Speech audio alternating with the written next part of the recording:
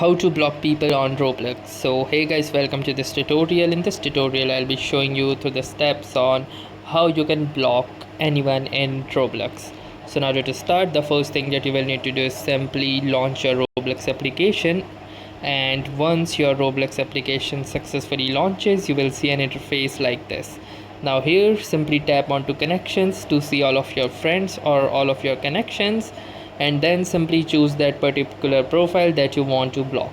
So let's say I want to block this particular profile. So what I'm gonna do is simply tap onto these three dots present over here and then choose this block option.